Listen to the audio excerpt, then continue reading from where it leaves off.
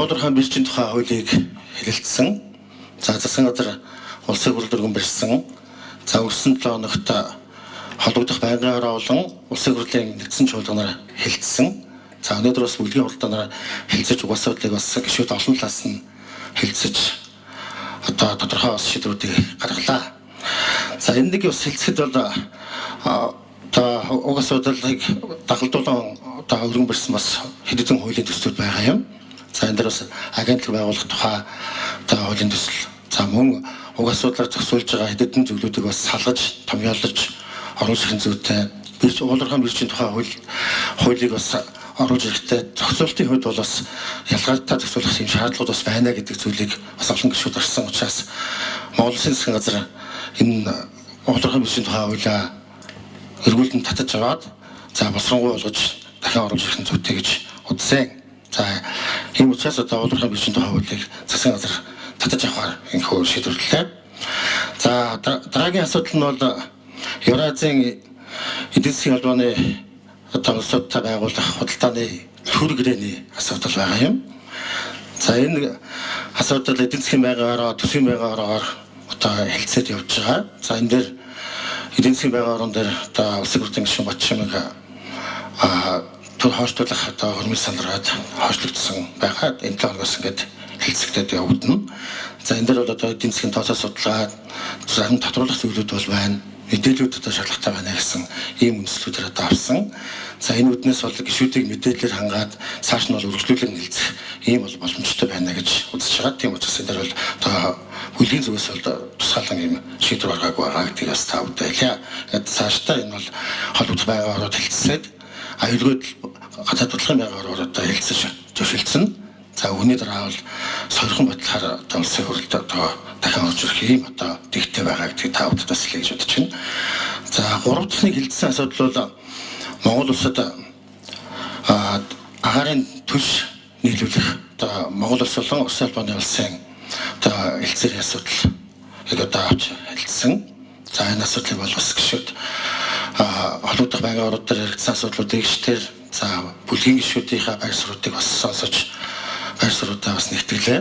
За энэ дээр бол гişүүдийнхээ ярьж байгаа, болгоомжилж байгаа. За мөн одоо энэ чиглэлээр одоо бас олон талын байр суурьдыг бол бид бас хүндэлтэйгээр ингээд сонсож байгаа юм. За энэ үднээсээ энэ хэлцээртэнд одоо анхаарал татж байгаа зарим нэр томьёог одоо ойлгомжтой болох, хоёрдмол утгагүй болгох. За мөн Улсын албаны улс буюу одоо нөгөө талдаа харилцсан бас одоо сандуудаа тавьж гэрээ хэлцээрийг бас сайжруулах юм шаардлагууд бас байна гэдэг зүйлийг бүлгийн одоо олон гишүүд одоо тавьсан. Ийм учраас уг асуудлаар гадаад харилцааны яам, эрс соёлыг ажилтны одоо яамдууд бас Улсын албаны улстай холбогдох байгууллагуудтай өөрсдийнхөө одоо шугамар санал солилцсон зүйтэй сайжруулах талаар одоо санал солилцсон зүйтэй гэж үзэж байгаа. За үүний дараа бас уг одоо хэлцээрийг хэлцэх асуудлыг одоо өргөжлүүлэх зүйтэй гэж төвдсөн үзэж ийм бүлэг одоо ийм шийдвэрийг гаргасан гэдэг та бүдтэй танилцуулж байна. За гээд уг хэлцээртэй холбоотой хоёр хэлцээртэй холбоотой асуудлаар гадаад хэлцээний сайд Батцэг сайд та бүдэд бас товч мэдээллийг өгнө. За үүнээс гадна дэлгэр сарын сайд, инхүү сайд нараад бас нэмэлт одоо та бүдийн одоо асуулт байвал бас нэмж хариулахад одоо бэлэн байгаа гэдгийг бас та бүд хэлье. За Батцэг сайд товчхон мэдээлэл өгье та. Батцэг сайд юм шиг байна. Бараг дараа ирчих болохоор хаад. За сайн байцгаана уу та бүхэнд энэ өдрийн мэндийг хүргье. За Евразийн хоёр хэлэлцээрийн талаар товчхон мэдээлэл өгье. За Евразийн эдийн засгийн холбоотой хийхээр төлөвлөж байгаа чөлөө тодорхойлолтын төр хэлэлцээрийн тухайд товчхон мэдээлэл өгье. За энэ хэлэлцээрийг манай эдийн засгийн хөгжлийн яам хариуцж байгаа. За эдийн засгийн хөгжлийн яам байгуулагдсан цагаас хойш Евразийн эдийн засгийн холбоотой одоо 2-3 жилийн хугацаанд хамтарч ажиллаж байгаа. За бид нар 2016-аас 2018 оны хооронд Монгол улс Евразийн эдийн засгийн холбоотой чөлөө тодорхойлолтын хэлэлцээр байгуулах тухай хамтарсан судалгааг бол хийж ирсэн. За энэ нь бол чөлөө тодорхойлолтын хэлэлцээр байгуулах тухай судалгаа шүү. За одоо ярьж байгаа зүйл нь болохоор чөлөө тодорхойлолтын төр хэлэлцээр. За энэ хэлцээрийг одоо хэвлэр гарч байгаа шиг манайханд шахаад одоо энийг заавал манайхыг байгуул гэж Оросын холбооны зүгээс юм уу эсвэл Евразийн эдийн засгийн холбооны гишүүн орнуудын зүгээс одоо шахсан хүссэн зүйл огт байхгүй. За манайх олон жилийн хугацаанд худалдааныхаа тэнцвэртэй байдлыг хадгалах за урд турштайгаа бид нар ганцхан худалдаа хийж байна. Оросын холбооны улстай манайх одоо өмнөх цагшгүй бас худалдаа хийхийг манай аж ахуйн нэгжүүд үсэж байна. Ингэснээрээ бас манай үндэсний үйлдвэрлэлээр сэргэх, за үйлдвэрлэл нэмэгдэх, гадагшаа гарах бас бараа бүтээгдэхүүнүүд нэмэгдэнэ гэж ингэж тооцож энэ саналыг манай Монгол улсын зүгээс бол Евразийн эдийн засгийн холбоонд тавьж ирсэн. За ингэснээр Евразийн эдийн засгийн холбоо бол хамтарсан энэ судалгааг хийгээд чөлөөт худалдааны хэлцээр байгуулах цаг нь хараахан болоогүй юм байна. Энэ бас Монголын хувьд бас алдагдaltaй байх юм байна гэдгийг хүлээн зөвшөөрсөн. Тийм учраас эдийн засгийн хөгжлийн яам байгуулад энэ асуудлыг дангаараа одоо хөрлөтөр сайдыг байхад бас хариуцж Евразийн эдийн засгийн холбоотой нэлээд олон удаа уулзалтуудыг хийж хэлцээ хийсний үндсэн дээр Евразийн эдийн засгийн холбоо Иран улстай хийсэн загварыг санал болгосон. Энэ нь чөлөөт худалдааны түр хэлэлцээр 3 жилийн хугацаатай энэ хэлэлцээрийг хийгээд одоо ямар нэг үүрэг хүлээхгүй өөрөлдөл энийг хийснээрээ дараад нь заавал одоо хэлэлцээр чөлөөт худалдааны хэлэлцээр л орно эсвэл энэ Евразийн эдийн засгийн комисс гэдэг байгууллагын гишүүн болно, ажиглагч болно гэсэн үг биш юм аа. Тийм учраас энэ төр хэлэлцээрийг хийх саналыг тавьсан. За энийг судалж үзээд энэс хойш одоо ганц төмөр тэргуун шадар сайд Евразийн эдийн засгийн холбоотой сүүлийн жилийн хугацаанд нэлээд олон уулзалтуудыг хийгээд төр хэлэлцээрийн одоо байгуулъя гэсэн протоколд гар үсэг зурсан байгаа. За энэ бараа бүтээгдэхүүний тухайд манай их 2 сайд бас дэлгэрэнгүй мэдээлэл өгөх баг. За энэ хэлэлцээрийг цаашаа бас сайжруулад хийх юм боломжтой. За Евразийн эдийн засгийн холбоотой цааш хэлэлцээг өргөжлүүлэх боломжтой гэж гадаад харилцааны яамны зүгээс бол үзэж байгаа. За хоёр дахь хэлэлцээрээ бид нэр өнөөдөр бас авч хэлсэн энэ онгоцны түлшийг Оросын холбооны улсаас нийлүүлэх тухайд. За энэ хэлэлцээр бол хоёр хэлэлцээрийн нэг хэсэг нь байгаа. Өөрөөр хэлбэл одоо хамтд нь хоёр улсын хоёр талаасаа тавьж байгаа хоёр саналыг нийлүүлээд ийм одоо компакт буюу ийм хос хэлэлцээр байгуулахар болсон. За нэгдүгээр асуудал нь бол Монгол улсын зүгээс за ковидын үед за одоо дайны үед за ямар нэгэн одоо асуудал гарахад манай бензин тос үргэлж тасалдчихийдэг гэдэг энэ асуудлыг бид нар олон жилийн хугацаанд тавьж Оросын холбооны улсыг манай бензин газрын тосны бүтээгдэхүүнээ доктортой тасралтгүй хангаж өгөхийг бол хүсэлт болгосоор ирсэн. За Оросын холбооны улсын зүгээс манай одоо онгоцны түлшийг дундаас нь одоо зуучилдаг компаниудыг хөндөр үнээр зарж тийм учраас танаа одоо пелетний үн өндөр мятыг чинь зардал их өссөн байна. Тийм учраас шууд нийлүүлэх гэдэг саналыг бас манад тавьсаар ирсэн.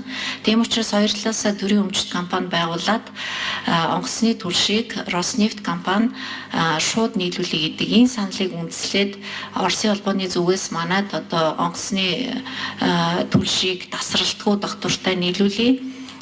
Манад газрын тосны бүтээгдэхүүний Оросын холбооны улс бас тасралтгүй доктортой нийлүүлэх гэдэг ийм хоёр хэлэлцээрийг яриад за тэгээ хоёр талд хоёлаас хоёрхан батлаад ингээд албажаад хэрэгжээд явна гэдэг ийм тохироотойгоор хийж байгаа. Тэгэхээр энэ хэлэлцээр дээр болвол Тугаан сайд бас хэвлэлд маш олон удаа тайлбарласан. Энэ хэлэлцээрийг үргэлжлүүлээд Тугаан сайдын хувьд Оросын холбооны улсын эрчим хүчний сайдтай хэлэлцээд бас одоо өнөөдрийн хоёр намын бүлэгдээр ирсэн асуудлууд за гишүүдийн тавьж байгаа гол асуудлуудыг засаад сайжруулад энэ хэлэлцээрийг байгуулах боломжтой гэж үзэж болно. За тэгээд Тугаан сайдын хувьд бас өнөөдөр Оросын холбооны улсын эрчим хүчний сайдтай энэ хэлэлцээрийг байгуулахаар ярьж тохирсныхаа дагуу одоо Монголын зүгээс ийм асуудал дээр одоо жишээлбэл 20 жил нийлүүлнэ гэдэг асуудал дээр дээрэс нь тэр онгоцуудлын дэд бүтцийн зохицолбор дээр хамтарч ажиллах хамтарсан компани байгуулна гэсэн асуудал дээр за Оросын холбооны улсын арбитрийн шүүхээр шийднэ гэсэн асуудал дээр гээд дөрвөн зүйл дээр одоо ийм саналтай байна. Энэ өөрчлөлтийг оруулъя гэдэг саналаа Оросын холбооны улсад албан ёсоор тавьж байгаа. За гадаад харилцааны яамны зүгээс ч гэсэн албан ёсоор бас энийг дэмжиж ингээд ажиллаад явна гэдгийг хэлье. Бусдын асуултанд хариулт юм. За За тамхитай холбоотой мэдээлэл өгье. За Евразийн холбоотой хийж байгаа төр гэрээ энэний зохицуултанд нэмэн өртгийн албан татвар болон онцгой албан татварын зохицуулт ороогүй. Зөвхөн гайлын албан татвартай холбоотой тарифын харилцан хөнгөлтүүд орж байгаа. Тэгэхээр бид тамхитай холбоотой асуудлыг онцгой албан татвараараа зохицуулж бүрэн болцоод гэж үзэж байгаа. Иймд энэ нэг асуудал нэг айхтар зүйл болохгүй байх. За Улаанбуудаа гурилтай холбоотой татварын асуудал. За гурилын хангамж нийлүүлэлтийн талаар нэг товчхон мэдээлэлээ. Одоо улсын хэмжээнд нэг 9 үйлдвэр гурилын үйлдвэр үйл ажиллагаа явуулж байна. За 24 онд Монгол улс нэг 188,4 мянган тонн гурил үйлдвэрлэсэн. Хүн амынхаа хэрэгцээнийхээ нэг 59.1%-ийг дотоодоос хангасан. За үндсэндээ 40.9%-ийг импортоор хангасан байна. За энэ юу вэ гэвэл 2019, 2020, 2021, 2022 онд дотооддоо 100% Улаанбуудаагаа тариадаад гурилын хэрэгцээг дотооддоо 100% бид нар хангаж байсан.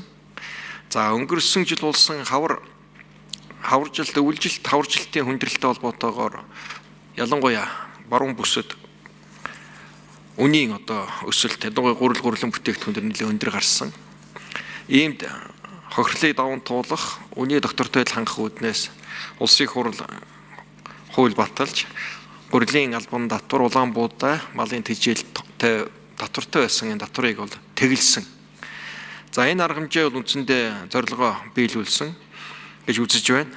За өнөөдрийн байдлаар бол гурилын үн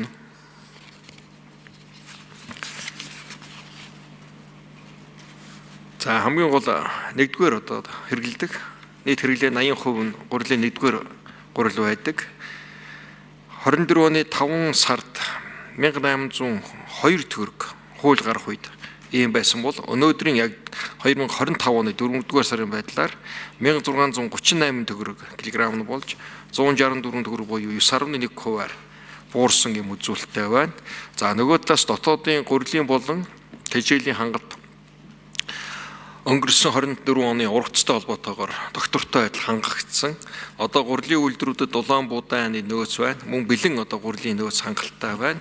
За мөн хөдөө аж ахуйн корпорац буюу улсын нөөцийн санд нэлээд их хэмжээний Улаанбуудаа нөөцлсөн тул 25 оны ургац хураалт болтол ямар нэгэн үнийн өсөлт гарахгүй гэж үзсэн тул гурилын болон Улаанбуудаанд тавьсан энэ татварын асуудлыг улсын хурлын чуулганаар оруулж хэлцэж шийдвэрлэх нь зүйтэй гэж бүлэг шийдвэрлсэн. Тэгээд эх 7 хоногт энэ 7 хоногийн чуулганаар энэ асуудал орж хэлцэгдэнэ.